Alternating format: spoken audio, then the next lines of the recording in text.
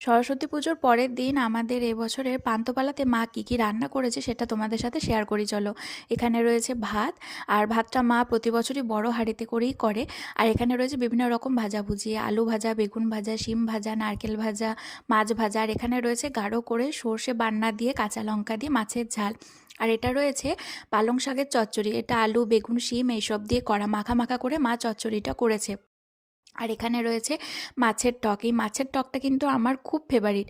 আর তার সাথে রয়েছে মাছের তেল।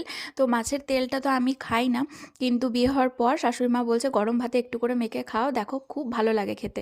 তো এইভাবে একটু করে খেতে ধরেছি আর কি। আর এখানে রয়েছে সজনে ফুল ভাজা, আলু ফুলকপি মটরশুঁটি দিয়ে। আর এটা রয়েছে মাছের মাথা দিয়ে বাঁধাকপির তরকারি। এই সময় মাছের মাথা দিয়ে বাঁধাকপির তরকারি টেস্টটা কিন্তু দারুণ লাগে।